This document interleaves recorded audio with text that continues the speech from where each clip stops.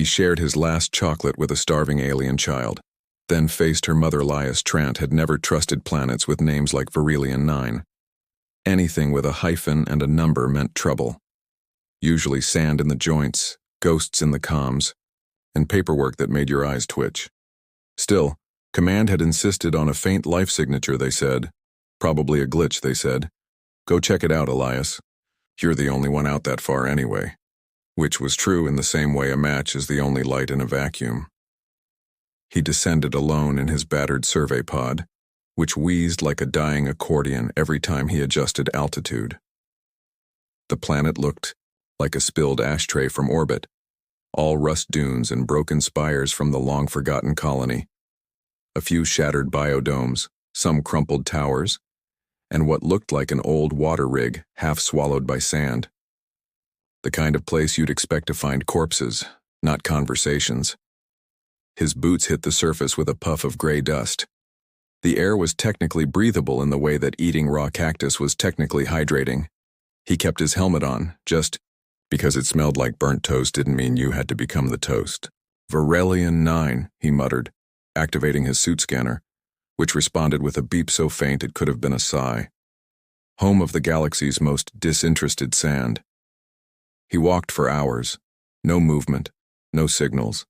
Nothing but old colony bones and silence. A cracked dome here, a pile of solar panels warped like old banana peels there. The place felt haunted, but not in a dramatic, cinematic way. More like it had simply forgotten it was ever alive. The signal had pinged near a collapsed outpost. That's where he found her. At first, he thought she was just a piece of art or a child's doll stuck under the debris. Too still, too perfect. Then her ears moved, long and delicate, twitching like radar dishes. She crouched behind a shattered pillar, white-skinned, black-haired, wrapped in something between fabric and katan. Her eyes were massive, watching, waiting. Elias froze. Well, he whispered. Either I've gone insane or I've just found a child-shaped hallucination with fashion sense. She didn't speak, just stared at him like he'd wandered into her dream and brought sand into the house. His scanner beeped a cautious confirmation. Biological life form. Unknown classification. Approximately 8 standard years old based on size and thermal signature. Hunger levels. Critical. Elias reached into the emergency pouch on his thigh. Rations. 1 bar left. 2 cubes of protein. And somehow still wrapped. In silver foil like a stubborn miracle. 1 piece of chocolate. Real chocolate smuggled from Earth, saved for a hard day. He looked at the girl. She didn't ask. She just stared. Those eyes pulling at some part of him he hadn't used since people stopped looking at him with hope. All right, he said, crouching and holding out the chocolate. But you better not be allergic, or this is going to be one hell of a first contact report. She took it slowly, reverently, as though it were a gemstone. Then unwrapped it with a precision that suggested she'd done this before. The smell hit her, and her whole body seemed to lean into it. She bit once, twice, and made a noise so happy, it nearly rewired Elias's entire brain. A soft, chirpy hum, a giggle. She licked the foil. Glad you approve, he said. That was my retirement dessert. A gust of wind whispered through the ruins. The girl flinched. Her ears flicked backward. She stood and backed away from Elias, not in fear but in readiness. Something was coming. Elias stood too. You have a pet? Or a bodyguard? The shadow moved first. Tall, alive, unmistakably not human. Armor that shimmered like liquid glass covered limbs that moved with silent elegance. 7 feet of maternal threat. Her face was beautiful in the way nature made predators beautiful. Sleek, focused, unreadable. Long ears like her daughter's, but adorned with metallic bands that pulsed with faint light. She looked at Elias as if he were something unfortunate stuck to her boot. He raised his hands. Hi. She tilted her head. Spoke. The sound was music, and machine and wind chimes dropped into a black hole. His suit translated after a beat. You gave my daughter a toxin. Elias blinked. It was chocolate. Another pause. a slower blink from the alien woman. "It is sacred," she said. "Only if you've got none left." A hum, maybe confusion, maybe amusement. Her armor receded slightly at the neck, revealing a throat lined with faint glowing glyphs. "You have entered our vigil ground," she said. "Didn't see any no trespassing signs?" Elias replied. Her eyes narrowed. "We do not use signs. We use deterrence." "Effective," he said, looking at the melted tower he'd passed. "Real postcard stuff." The child, Nivera, the translator supplied quietly, stepped beside her mother. She looked at Elias, then tugged her mother's hand and chirped something melodic. The woman considered this, looked back at Elias. "She wishes to know if you have more." Elias patted his pockets. "Nope, just lint and despair." The alien woman stared. The silence hung so long it could have qualified for senior citizenship. Then, incredibly, her mouth twitched just a bit. "Despair is not nourishing," she said. "Tell that to my cooking," Elias muttered. Another twitch. Elias almost didn't trust his own eyes. Nivera, delighted, danced a small circle around her mother's, legs humming a song with no tune. "So," Elias said, "are you going to vaporize me or—" "No," the woman said. "You gave her chocolate and a reason to sing." Elias followed the alien girl and her formidable mother through the ribcage of the old colony, boots crunching on broken glass and occasional dismembered solar panels. The ruins looked like the skeleton of some long-dead metal beast, its bones, twisted by storms and age. Above them, the sky simmered in faded purples and reds, the sun low and sullen like it had given up trying to impress anyone. The taller alien, Vayari, as he would later learn, walked with the precise confidence of someone who had personally killed gravity once and still got mail from it. Her armor didn't clank. It just shifted with her, humming faintly in a language the wind seemed to understand. The girl, Nivera, bounced along at her side, occasionally spinning or skipping in those odd fluid movements that suggested she didn't always obey the same rules of motion Elias did. They passed under a collapsed arch of carbon strut, steel vines of dry circuit route curling through the cracks. Vayari raised a hand and a panel near the wall flickered to life, glowing with soft bioluminescent script. Elias slowed to look. "You just touch it and it turns on?" "Yes," she said. "Right. No password, no retina scan, no suspicious clicking noises?" She arched an ear. "This technology is not designed to keep out its users. See, on Earth, that's exactly what our tech is designed to do." The light changed, and a portion of the wall shifted, revealing a tunnel slick with strange, mossy light. They entered, and Elias immediately regretted not asking whether anything in here would try to eat him. He made a mental note to be more proactive about not dying. "Is this where you live?" he asked. "No," said Vayari. "This is where we remember." "Remember what?" She didn't answer. The tunnel opened into a chamber that hadn't seen light in centuries but somehow still glowed. Strange machines curled around the walls like frozen vines. A translucent orb hovered above a pedestal in the center, pulsing, slowly like a giant sleepy eye. Elias pointed. "I'm going to assume that's either a history record or an interstellar doomsday button." "It is both," Vayari said. "Neat." She walked to the pedestal and placed her palm on its base. The orb flared, projecting an image into the air, a swirling star field, then ships. But not like human ships. These were alive, spiraled, breathing. They moved like whales in water, vast and slow and full of intent. The image shifted to war. Fire in the void, stars cracking, beings of light and shadow tearing holes in the fabric of space. Elias felt it more than he saw it. A kind of pressure. In his bones, a memory that didn't belong to him. The projection stopped. The chamber went still again. Vayari looked at him. "We sealed the wound. This world is the scar. We remain to guard it." "Against what?" Elias asked. "Curiosity." Elias scratched the back of his head. "Well, in that case, I'm really sorry for existing." "You did not come to take," she said. "You came to give." "Well, yeah," he said. To be fair, it was just one chocolate. To be fair, she replied, it changed the course of your existence. He looked at Nivera, who was now trying to balance a piece of his equipment on her nose. That tends to happen when kids are involved. Vayari turned back to the pedestal, her fingers brushing the orb.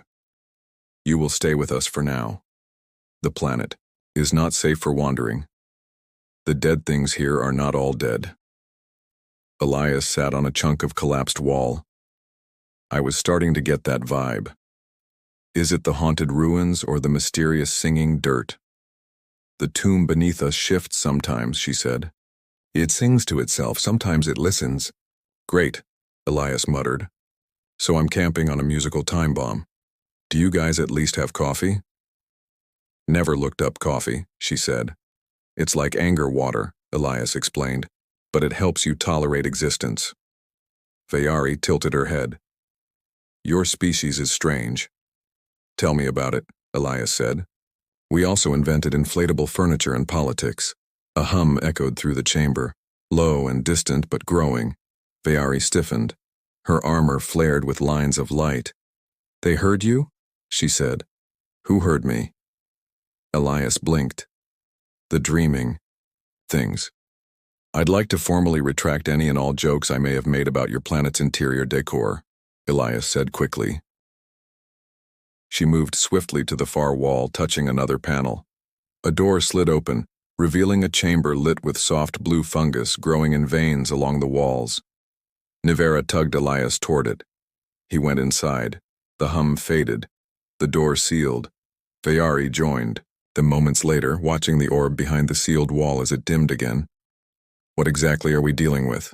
Elias asked, sitting cross-legged on a patch of moss. Memory, she said. Layered too deep, left unattended, alive in its own way. Sometimes it reaches up. And what happens when it gets hold of someone? They stop being someone. Elias nodded slowly. New rule. No touching the creepy orb. Nivera curled up beside him, her long ears draped over her eyes, like a sleeping cat. Elias sighed and leaned back against the wall. He was inside an alien tomb on a dead planet, next to an adorable child with teeth like glass, her war goddess mother, and a humming memory orb that might erase his personality if it got bored. He'd had worse Tuesdays. He reached into his pocket, found nothing inside again. I miss that chocolate, he muttered. The next morning, or what passed for morning on Varelian 9, which seemed to operate on a schedule designed by a particularly passive-aggressive sun, Elias awoke to the sound of humming. Not the creepy planet kind, but the high, sweet, slightly off-key sort that children make when they're pretending not to be doing anything suspicious. Nivera crouched over his open gear pack, gently removing items with the delicate concentration of a raccoon attending a museum exhibit. His emergency flare, half a protein bar and something that had once been a multi-tool but now looked like a modernist sculpture made of regret, were lined up on the floor. Find anything good? Elias asked, rubbing sleep from his eyes. The moss bed had been surprisingly comfortable, like sleeping on a slightly sentient yoga mat. Nivera chirped and held up the multi-tool with the reverence of someone holding a deity's lost tooth. Yeah, that's supposed to unfold into 12 things, he said. It currently unfolds into 3, and one of them is an emotional breakdown. She giggled and poked at the flare, which blinked once and let out a faint beep of protest. Elias sat up, stretching, until several joints gave scandalized creaks. Vayari stood in the doorway, arms crossed, expression unreadable. She had the body language of someone deeply prepared to intervene with violence if her daughter accidentally triggered a quantum collapse. Morning, Elias said, or whatever you call it here. Radiance rise, solar twitch. The sun is irrelevant beneath, she replied. We measure time by heartbeat. That explains why I felt like I've been here both an hour and a lifetime, Elias muttered. She stepped into the room and gestured for him to follow. It is time for you to see more. Is this the part where I regret everything and narrowly escape death again? Possibly. He looked down at Nivera, who now wore his spare sock like a hat. You coming? She nodded solemnly, as if being an alien. Child with a sock crown was the highest of royal duties. They traveled deeper into the ruins, past the chamber of memory, and into older bones of the colony where the walls pulsed faintly alive with dormant circuits that whispered in code. Some passages were partially collapsed, others strangely intact, protected by technology that clearly had no business still working. Elias recognized old human signs painted faintly on the walls: Cargo Bay 7, Maiden Tunnel B. But they had been overwritten by elegant glyphs in silver and violet, as if two languages had decided to share the same space and only occasionally argued about the punctuation. "Was this your home?" he asked. "For a time," Vayari said. "Before the breach?" "You keep saying that like it's something I'm supposed to be afraid of." "You will be," she said.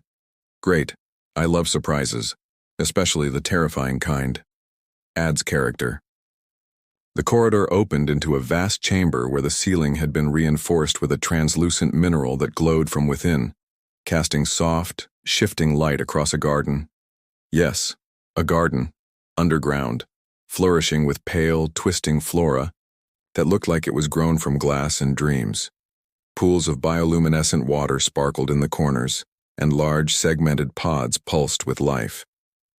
Nivera ran ahead, skipping across the strange moss paths like it was the most normal thing in the world. "This place is beautiful," Elias said. "Unnerving but beautiful, like a jellyfish in a wedding dress." Vayari watched her daughter carefully. "The garden keeps balance. The breach poisons balance. We stay here to maintain the root mind." "The what now?" She pointed to one of the larger pods. It opened slowly, revealing a glowing mass of tendrils that pulsed in rhythm with the chamber's light. Inside, not exactly visible but certainly present, was something ancient. Watching. Dreaming. Elias took a step back. "I take it that's not your grandma?" "It remembers the ones before," Vayari explained. "It keeps their wisdom, their warnings. It grows on what they left behind." "And does it grow anything less gloopy?" "The root mind is our archive. Without it, Nivera would not remember her father." Elias looked at the pod, then at Nivera, who was now attempting to ride a vine like a swing. "She doesn't seem particularly haunted." "She was too young. She remembers him through the root, through song." As if on cue, Nivera began to hum. The chamber responded, flowers vibrating gently, light brightening with each note. It was music, but not music he'd ever heard. Something threaded through the structure of the place itself. Elias felt it in his teeth. "That's hauntingly beautiful," he said. "She sings often now," Vayari replied. "Since the chocolate," Elias grinned. "I'm starting to think I severely underestimated the diplomatic power of candy." "You offered comfort in a world designed to deny it. That is rare." "Well," he said, "I also trip over my own boots and talk to inanimate objects, so don't go carving statues just yet." She almost smiled, like seeing a mountain try to wink. The pod's glow shifted. Elias stepped closer, drawn by the rhythm. Something inside pulsed once, light expanding in a pattern too precise to be random. His suit registered, a data signal. "Wait, is that thing transmitting?" "Yes," Vayari said. "It records, it shares, but it must not awaken fully." Because the last time it did, it taught a moon how to scream." Elias wasn't entirely sure how much time had passed since the memory gate had been spun into being by a child with a sock crown and a penchant for cosmic arts and crafts. It might have been hours or days, or the sort of time you measure in emotional growth rather than planetary rotations. The garden chamber, if you could still call it that now, glowed with a pulse that was unmistakably musical. Not like a song you could hum, but more like one that gently rearranged the molecules in your body until your bones tapped along to the beat. He sat with his back against a root that was very definitely trying to massage him, or maybe just absorb him for warmth. Hard to tell. Vayari paced the perimeter of the chamber like a silent sentinel, but with more frown and less menace. Nivera hovered, a foot off the ground, surrounded by strands of thread light that occasionally pinged off her, like lazy sparks from a plasma welder. She was humming something strange and sweet. If Elias had been asked to describe it, He would have said it sounded like a lullaby sung by a star that was only pretending to be asleep. "Are we still pretending this is normal?" he asked, scratching the side of his head. "Because I'm pretty. Sure, my last 3 brain cells are doing jazz hands." "She is harmonizing with the root mind," Vayari said, not looking at him. "This is an ancient rite. Does it usually involve anti-gravity and glowing string spaghetti?" Vayari tilted her head, almost smiling. "You ask too many questions for someone with limited cognitive bandwidth." "Wow," he said. "You've been practicing sarcasm." "I'm proud." Before she could respond with something equally cutting, the memory gate above Nivera rippled. It was not a pleasant ripple, more like a tear trying to reseal itself. The air tightened. The pulse that had been musical shifted abruptly into something sharper, still rhythmic but now anxious, like a heartbeat that had just remembered the thing in the dark. Elias stood up, brushing root fluff from his pants. "Okay, is it supposed to look like it's twitching?" Vayari stepped forward, her expression darkening. "Something is near." "Oh, good," Elias muttered, because what this place needed was more tension. The gate pulsed again, then opened. Not all the way, just a crack, but enough to let something through. Not a creature, not yet, but a feeling, a pressure, a wrongness. Elias staggered back. "That's not a memory." "No," Vayari said. "That's now." From the crack, spilled whispers, not words, just intentions. Hungry ones, cold ones. Something knocked. It wasn't a sound. It was a shudder in the fabric of the air, like the universe politely announcing that it had brought an unwanted guest to the party. Nivera opened her eyes. They were glowing. Vayari reached toward her. "We must stop." "No," Nivera said softly, her voice layered with something older. "It remembers him." Elias looked at her. "Who remembers me?" She pointed toward the rift. "Oh no," Elias said. No, I didn't even like being remembered in high school." The light from the gate expanded, forming a sphere that shimmered with overlapping images, memories. Elias realized his own, the chocolate, the ruined building, the way Nivera had looked at him when he'd handed it over. Then the breach answered with an image of its own, Graves. But not as Elias had seen him before, frantically typing at the end of the world. This Graves stood tall, composed, even smiling. But his eyes were wrong. Too black. Too deep. Like they'd swallowed something. "He got out," Elias whispered. Vayari clenched her fist. "Number." Graves stepped through the crack, not physically, but as a projection. Half there, flickering like a bad signal might glitch between channels. His voice echoed around the chamber, harmonizing disturbingly well with the root mind's song. "Hello, Elias?" "Oh no, you remember my name." "Great. Fantastic. I should have given you chocolate too." "You open the door," Graves said, eyes locked on Nivera. "She built the key." "She's 8, Elias said. "And she wears socks on her head. Can we not assign her dimensional engineering responsibilities?" Graves tilted his head. "The breach is not evil. It simply wants. It is learning. It learned. From me. It learns from her. And what does it want now? To belong." That silenced the room. Even Vayari didn't seem to have a ready answer. Graves, or the thing wearing his voice, stepped closer, phasing through the light. "You gave kindness. That was a seed. Now we offer unity. Harmony." Elias looked at Vayari. "Why does every cosmic entity talk like a therapy group for ancient gods?" "Because they have no mouths," she said grimly. "Only echoes." The image shimmered, starting to destabilize. Nivera clapped her hands once. The gate pulsed hard and snapped shut with a sound like reality being stapled together. Graves vanished. Everyone exhaled at once. Nivera floated gently back to the floor, her eyes no longer glowing. She swayed a bit, then hiccuped. "I'm hungry." Elias stared at her. "That's your post-apocalypse reaction? Hungry?" She nodded. "Do you have more chocolate?" number, but I might cry into a ration bar and offer it with sarcasm. She considered this. Okay. Bayari knelt beside Nivera and checked her pulse with glowing fingers. She is well. But the breach has seen her. Yeah, Elias said. I noticed. It remembered me too, which means it has impeccable taste. Bayari gave him a look that was all teeth and zero amusement. Elias sighed. Okay, so the rift's getting smarter. It's got some kind of AI meets demonic social worker vibe going. Nivera built a memory gate, and now the breach wants to join the community potluck. He looked at the faint glow still drifting around the gate's remnants. Any chance we can just unplug it? Bayari stood.